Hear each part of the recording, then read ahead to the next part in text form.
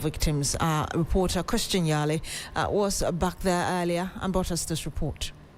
We know that yesterday when this happened, after the rescue effort, the figure we got as of yesterday was that 2 had passed on or died, and then 2 survivors were sent to the hospital. Now, the update that we are getting right about now, is that one of the 2 survivors has also passed on at the hospital, bringing the death toll now to 3. And so I'm just about to engage the commanding officer of the 48th Engineers Regiment of the Ghana Armed Forces, Lieutenant Colonel Amponsa, who has been leading the team here by far to get the details exactly. So can you confirm this figure to us? Yeah, so as you rightly stated, as at yesterday, we have rescued 4 victims. Out of the 4, 2 were alive and were receiving treatment at the police hospital. And then 2 were dead, who were deposited at the police morgue. But this morning, we did a follow-up at the police hospital, and then, unfortunately, another victim has passed on. So that brings the death toll to 3, with 1 survivor. It is also important to know that the surviving victim is currently receiving treatment at the Ridge Hospital. No more at the police hospital? More at the police hospital. Okay, that is striking to note, but I also realize that you've brought some lowbers to more or less like tow the earth-moving machines away. What is happening? Okay, so our disaster response operation has 3 main phases. Phase 1 was the initial response action by the respondents. Phase 2 was the emergency response or rescue operation. And phase 3 is the withdrawal. So as you can see, as of yesterday, 2000 hours, we are complete. We were through with our response operations.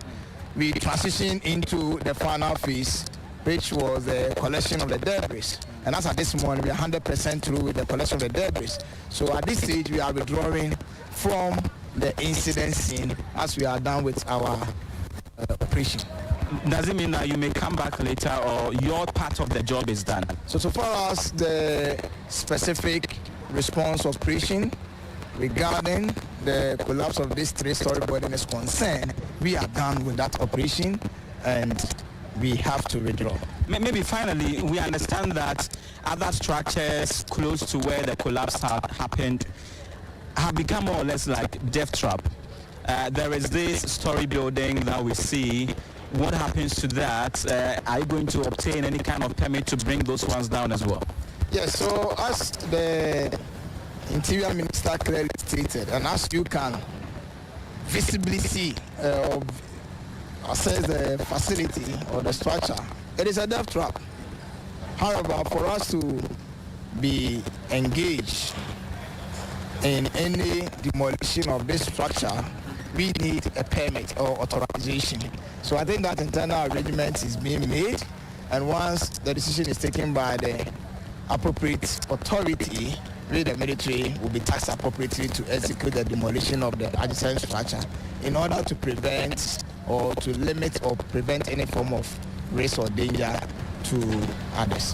Thank you so much. And so I have been engaging Lieutenant Colonel Amponsa, who is the commanding officer of the 48th Engineers Regiment of the Ghana Armed Forces. Christian Yale brought us that report from site earlier today. Now, authorities have begun demolishing a story building in Osu that had sparked safety concerns among residents and road users after part of the structure appeared unstable. The building, which many feared could collapse, has drawn significant public attention, with authorities moving in to pull down as a precautionary measure to avert any potential disaster. Our reporter is at the scene monitoring developments. He'll be joining us shortly. But on Sunday, the Minister for the Interior, Muntaka Mubarak, said some 16 buildings have been earmarked for demolition to avert their imminent collapse. We want to assure you that this cannot go unpunished. I mean, there are things that are natural and God will take care of the supernatural. But for the natural one, we have to take care of it. Look at the iron rods that are used. Look at even the quality of the concrete. We want to appeal to the district assemblies. They need to be up and doing. Currently, NADMA has identified about 16 buildings within the Greater Accra region that has to come down. We are going to ensure that coming into the week, they will go and get all those buildings down. We are currently doing the evacuations and they must bring all those buildings down. We'll empower the National Disaster Management Organization and the 48th Engineers Regiment to assist in bringing most of these buildings down before they cause these unnecessary deaths. So I want to thank all of you and to assure you that definitely we'll have to investigate the cause of this building, which I know fire, the police, and the rescue team will be doing, so that we'll be able to tell the public what exactly happened and what went wrong. How do we prevent this from happening? Like the Vice President rightly mentioned. In terms of building permits, is the disassembly. That's why I was calling on the local government ministry and the disassembly to rise up to the occasion. Because you cannot come, let's say, from the Ghana police to determine whether a building should be put at a place or not. You can't come as fire service to determine whether someone should build or not. You can come in, fire service will come in for their fire safety, but the permit to build always comes from the assembly. So we want the assemblies and their engineers to be up and doing so that we can support them to make sure that we have a very safe environment. Without them, they have the mandate to carry it. You cannot cross your mandate and go into other people's mandate and now go and say that maybe, for example, police will now determine who will build and who will not build. That will be infringing on even the laws of our country. So that this assembly should be up and doing. I hope my colleague, the local government minister, will rise to the occasion by talking to the MMDCs for them to sit up and make sure that those that do not have authorization and their building will be stopped. And you heard the Interior Minister, Mohammed Muntaka Mubarak. We stay a bit longer on this because a joint technical investigative committee has released preliminary findings into the collapse of a building at Medina that claimed one life and left 5 others injured. The committee says the collapse was caused by a combination of regulatory breaches, structural deficiencies and unsafe construction practices. Among the findings were the absence of approved permits and engineering drawings, the disregard of stop work orders issued by authorities, and the construction of an additional floor on a structure not designed to carry the extra load.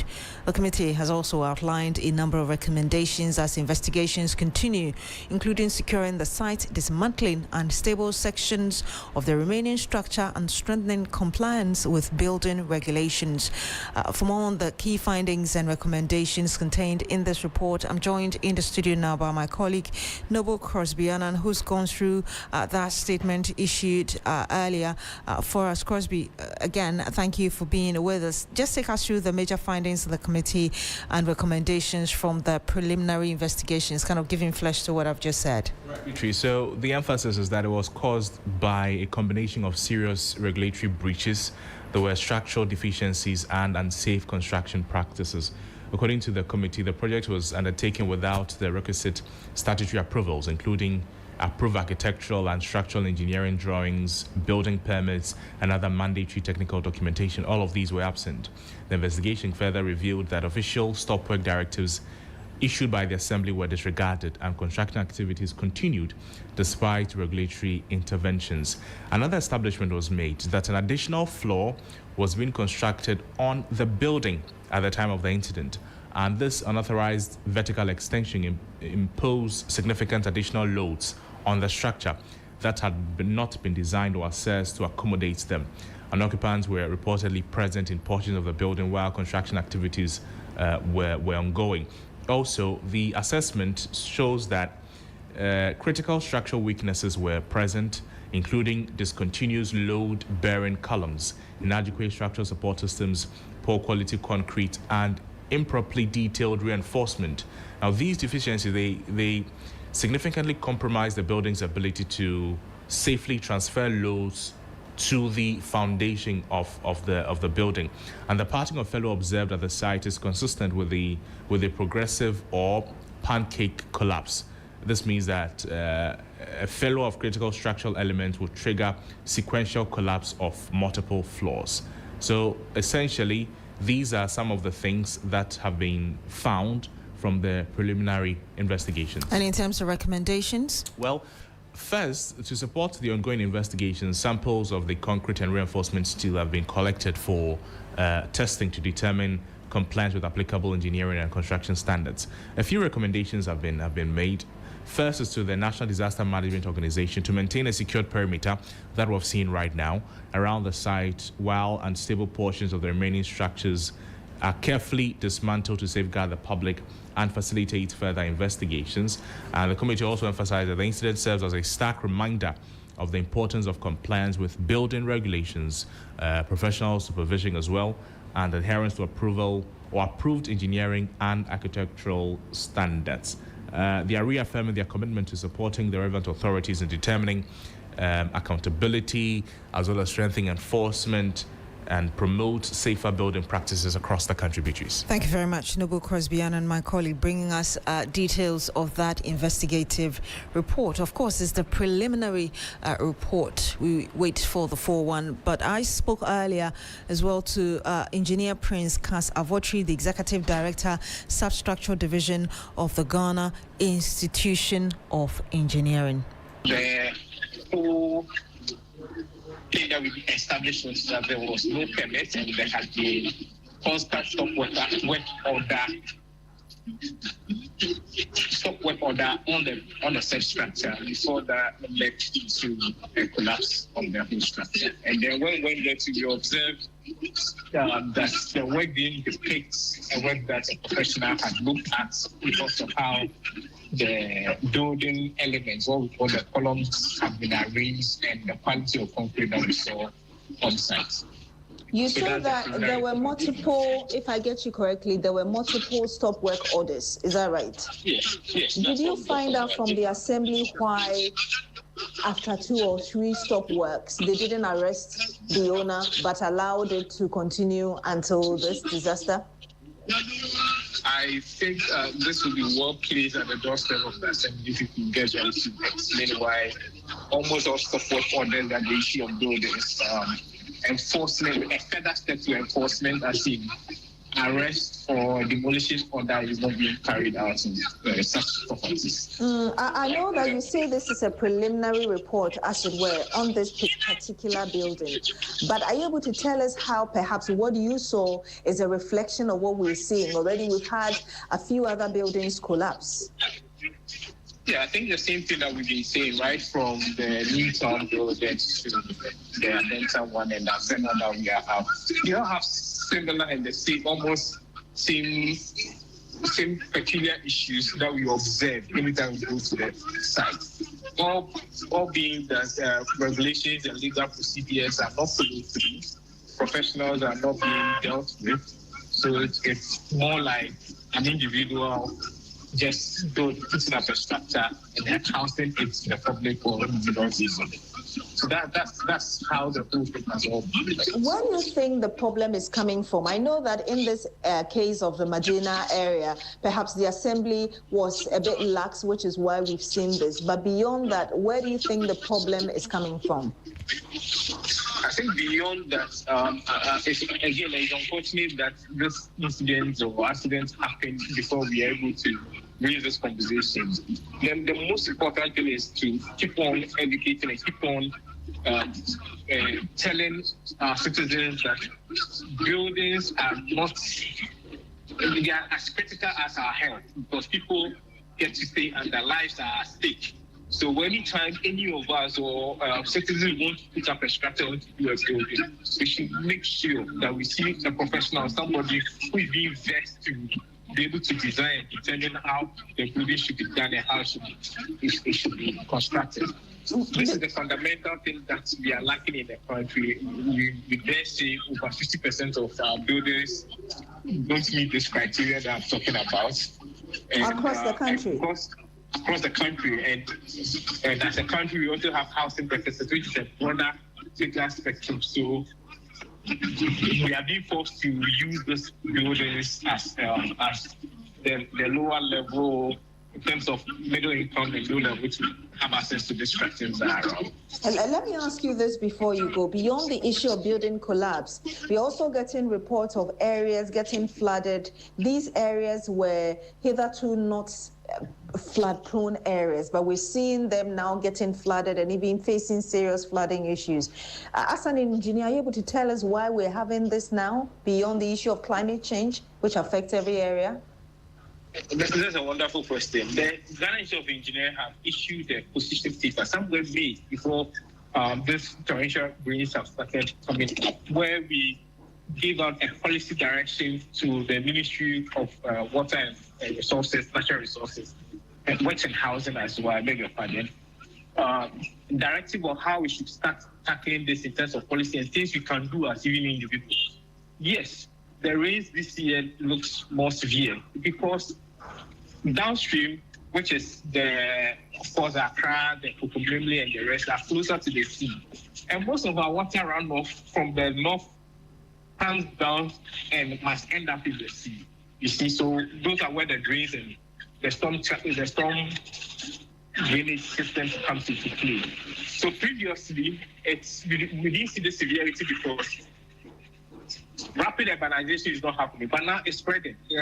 Adenta enclave, the Oyarefa, the Dudua enclave, structures of buildings are going on. It's buildings are springing up. If you go towards the Kaswa side, the Ambasaman side, new structures are coming up there every side. So all the natural vegetation are being scraped off. We are putting in structures and we are not managing the runoff water that comes through. So all the runoff water still have to flow through our existing channels, coupled with our bad behavior of pouring refuse dump into our existing inadequate centralized channels, and also the silt problem that we have. And so all this is a whole combination of issues that we are dealing with. And that's how we are having this severity. As an association, as it were, what do you intend to do about this beyond the issuance of statements, particularly on specific issues like the Medina one that you issued a statement on? Yeah, so we are putting up a collaboration with the MMDCs, who are part of the main regulators of building, spatial planning and building permits in the country, and in a way that we can also contribute in strengthening the supervision and enforcement of spatial planning and building regulations we have in the country. So we are also advocating, and we are also giving the media education for people to see the need for some of these things so that we don't lose our lives to it. It's always a happening thing to hear and see. And you heard Engineer Prince Kas Avotri, the Executive Director, Substructural Division, Ghana Institution of Engineering, part of the team that did the investigation into the Medina building collapse. Elsewhere, doctors at the Kolebu Teaching Hospital have insisted they will continue the strike despite a meeting with the Ashanti Regional Minister aimed at resolving the impasse and restoring normal healthcare delivery at the facility. The strike, which has disrupted services at one of Ghana's major referral hospitals, follows the suspension of the hospital's chief executive officer by the Ministry of Health, a development that has triggered tension between management and sections of the medical staff. The president of the Kolebu Konfuanochi Doctors Association, Dr. Michael Leat, has told 3FM that recent statements from the Ministry of Health have further complicated the situation, making it difficult for doctors to reconsider their position at this stage. But before we engage our correspondent, William Evans Inkum, who's got some more on this for us, let's first listen to the Ashanti Regional Minister, Dr. Frank Kamwakohene, after yesterday's engagement with the doctors. Okay, thank you very much. So, following the issues that have been happening, I spoke with the health minister, and on his direction, then to take steps to see how best we can have these issues resolved. So we came to meet with the union leaders to get their perspective and see how best we'll be able to resolve it. Thankfully, we've reached a resolution. However, they will make the communication themselves. So I'm sure that in the course of time, they'll do that communication. Once they do the communication, then we'll carry that from there. But we want to assure the public that Ashanti region is central when it comes to health delivery. But we carry the burden of both the northern, the middle, and the Ashanti itself. So if we have our only tertiary hospital breakdown in this manner, then most definitely it's going to affect us. So we're taking all the steps in making sure that these issues are de-escalated, most importantly. because once it lingers on it, the patient will suffer. So that we'll be able to have that. So I want to thank the health minister, the union leaders for their cooperation in this whole issue, and thank the RCC team for joining us in this resolution. So we'll communicate the resolution to the health minister. The union leaders will also come out, and as soon as possible, we implement the issues thereof. One other issue that came up was Sewa and Afari. What is that stumbling block? So for Afari, Trader, and Ofuruku, we are doing equipment installation. We have gotten some funds for the contractors so that they will do the finishing works in terms of the construction-related issues. The regional health directorate is also doing staff rationalization and deployments so that we'll be able to open it. As early as possible, we'll open it so that we'll be able to take off the pressure from Confanochi. Beyond that, we are planning on, or we are working on a concept where we could have reverse referrals.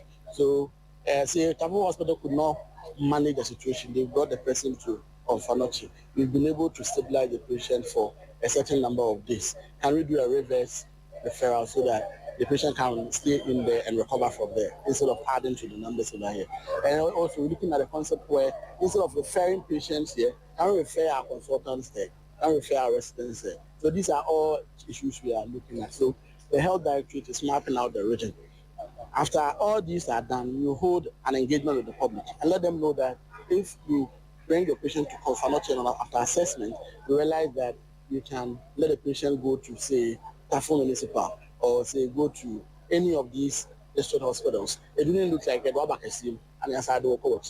And get to understand that it is all part of the coordination to make sure we are not congested. But most importantly, the president and the health ministry and the health minister, we are working as seriously on the Sewa Trader. Go on then, that's right. Medical doctor yourself, going forward, what should be done? So communication gap, that is one of the, and coordination gap. These are the things that I identified, and I think that we're going to work more on that. For expertise and everything, I have absolute confidence. The only issue had to do with communication and coordination. And you had the Additional Regional Minister, Dr. Frank Amwa-Cohen, speaking after engagement with the Confanochi Teaching Hospital doctors. My colleague William Evans Inkum has been at the hospital since morning. He joins us live on the phone. William, what we're learning is that the doctors have not called off the strike yet, but you've been there since morning. What signs are you picking up? Well, they haven't called off the strike, and it doesn't look like they're going to call off the strike anytime soon. Because Dr. Michael Leet, who is the chairman or the president of the Confanochi Teaching Hospital Doctors Association, whom I spoke with not too long ago, said they were at the very edge of coming out with a positive conclusion when another statement from the ministry popped up, and to him that statement has complicated matters as far as the members of the association is concerned. Of course, he said yesterday's engagement with the minister was very fruitful, very positive, and so they were engaging, that is leadership, were engaging members around 7 p.m., about 180 of them, only to hear get another statement from the ministry, and that has really affected this whole process. So that is what he's saying. Nonetheless, he said complicated or critical cases are still being taken care of or attended to as far as the facility is concerned. New cases that are not critical are turned away. I want you to hold on. Let's listen to him. I'll come back for us to conclude our conversation. Since the decision to go on the strike was a decision taken by a group, so we presented it to them. And in the course of our discussion to see the next step, we saw a release from the Minister of Health, picture of the discussion. In fact, people were angry, and then we had to end the meeting. Yes, so as it stands now, we are still on strike. We are still taking steps to make sure we go back to our people, talk to them through more discussions, and then see how best we come out positively for us as doctors, for patients, and for Ghanaians in and the people of Ashanti region. Now we want to know, is it only emergency cases that you are... in respect of the current situation?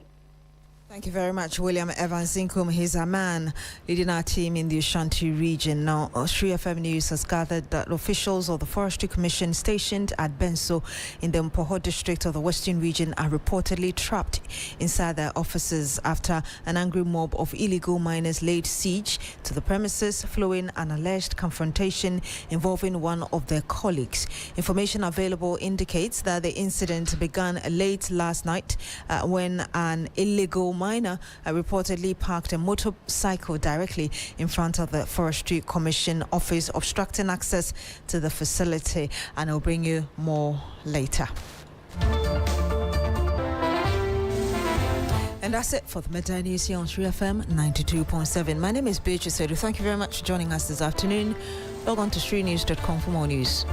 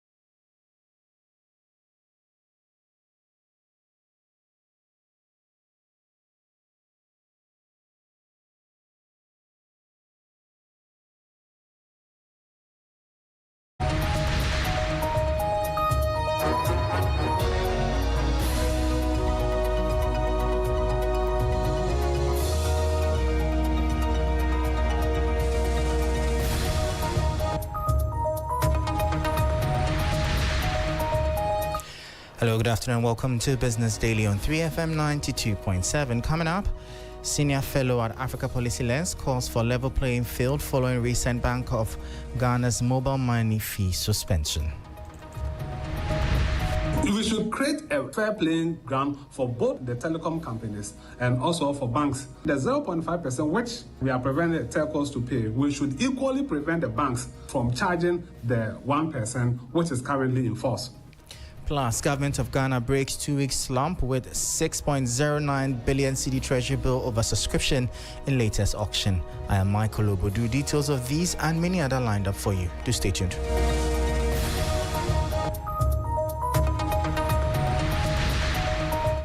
Thank you so much for your time. Straight into our top story. And following the Bank of Ghana's recent directive ordering Mobile Money Fintech Limited to suspend its proposed 0.75% fee on direct wallet to bank transfers, economic policy analysts are urging regulators to review broader banking charges to ensure equity in the digital payment ecosystem. Speaking on the development, a senior fellow at the Africa Policy Lens, Dr. Beatrice Adu, argued that a truly comprehensive 360 financial interoperability system requires equal treatment for both telecommunication companies and commercial banks.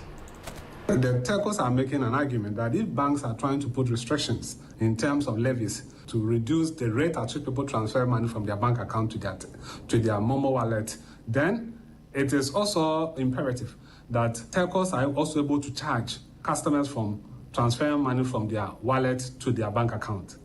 I think that if we are making a case that there shouldn't be any charge from transferring money from your Momo wallet to your bank account, then in the same way, there should not be any charge from transferring money from your bank account to your Momo wallet, because it's the same services. And if we want to achieve a comprehensive or a 360 interoperability, then the 1% that the banks are charging should go off. But if we allow that 1% to stay, then we have no reason to stop the telcos from charging the 0.75% when you are transferring money from your Momo wallet to your bank account. We should create a fair playing ground for both the telecom companies and also for banks. My position is that if we want to improve interoperability, then the 0.5% which we are preventing the telcos to pay, we should equally prevent the banks from charging the 1% which is currently in force. You hear that Dr. Eric Beatrice Adu, he's a senior fellow at the Africa Policy Lens. Now, away from that, Government of Ghana successfully halted a disappointing 2-week streak of market undersubscription, bouncing back strongly in its latest short-term debt auction. According to official results from the Bank of Ghana for Tender 2010, held on Friday, June 5, 2026, the auction drew highly positive investor sentiment, overrunning targets by 390 million cedis. This report has the details. Against a financing target of 5.442 billion cedis, institutional investors submitted bids totaling 6.092 billion cedis. This represented a comfortable 111.94% subscription rate, allowing the state to accept 5.832 billion cedis, surpassing its initial target by 390 million cedis. Oversubscription rate was 11.94%, while acceptance rate was 95.73%, enabling the Treasury to raise 390 million cedis, more than its initial target. The short-dated 91-day bill proved to be the most sought-after asset, accounting for more than half of the total subscription volume. Investors flooded this tenor with 3.563 billion cedis in bids, of which government accepted 3.508 billion cedis at a yield of 5.01%. For the midterm 182-day bill, the market offered 1.714 billion cedis, with the Treasury opting to take 1.684 billion cedis at an interest rate of 7.09%. Meanwhile, the longest maturity asset on offer, the 364-day bill, faced the tightest scrutiny from state fiscal managers. While investors tendered bids worth 816 million cedis, government rejected a notable chunk of those offers, accepting only 640 million cedis at a higher yield of 10.84%. Three business analysis suggest government scaled back on the 364-day commitment to avoid locking in higher interest expenses over the long term. This dramatic rebound provides the Treasury with critical breathing room for budget implementation and upcoming debt rollovers, reassuring stakeholders that domestic market debt remains resilient despite recent volatility. And that was a 3 Business News Desk report. Now, Fitch Ratings has sharply raised its 2026 baseline Brent crude forecast to $87 per barrel, warning that prolonged shipping disruptions and heightened geopolitical conflicts are emerging as heavy drags on world economic expansion. High oil prices threatened Ghana's economy by increasing import costs and straining its currency and finances. This report has more. The ratings agency revealed that the severe 14-week blockading of major energy trade paths has prompted a significant revision from its earlier $70 projection. Analysts at Fitch noted that while modern structural adaptations make this shock less severe than the 1979 energy crisis, when real prices touched a massive $170 per barrel, the current market volatility still threatens to trigger stubborn inflationary pressures and disrupt global central bank rate cutting cycles. Compounding the anxiety, Fitch noted a severe adverse scenario where Brent climbed to an average of $100 throughout 2026, accompanied by a 10% collapse in global equity markets. Under this downside framework, critical economic engines would see massive deceleration over the next year. The United States would plunge to a sluggish 0.8% growth. The Eurozone will stall out at 0.3%, and China would moderate to 3.4%. The immediate fallout is poised to split along structural lines across emerging markets.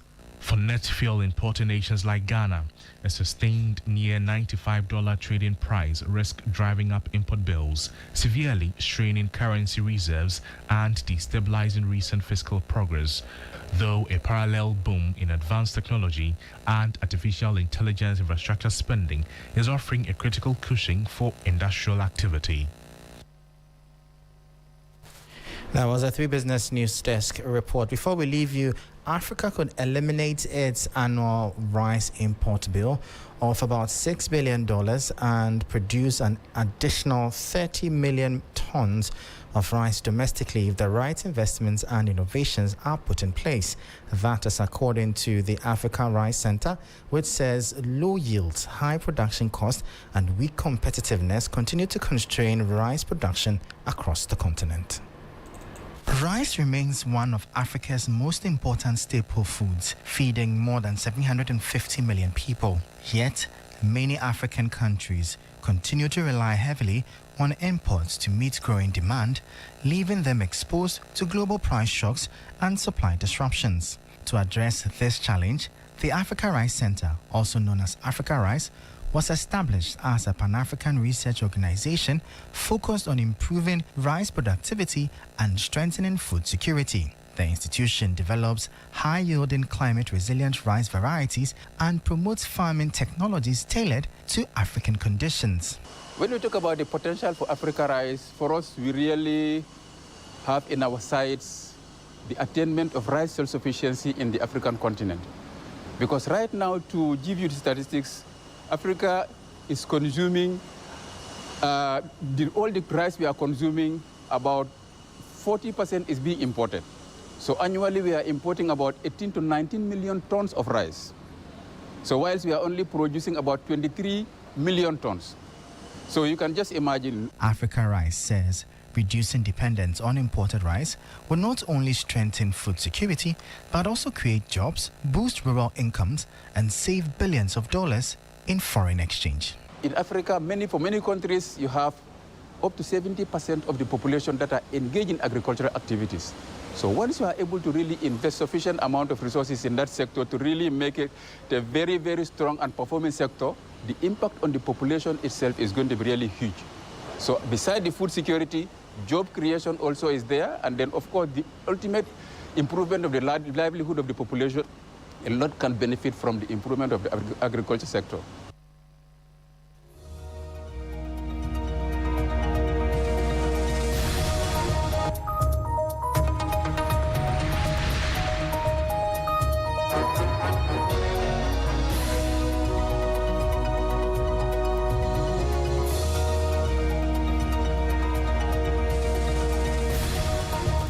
So you heard there Dr. Baboka Mane. He's the Director General of the Africa Rice, bringing an end to today's edition of Business Daily here on 3FM 92.7.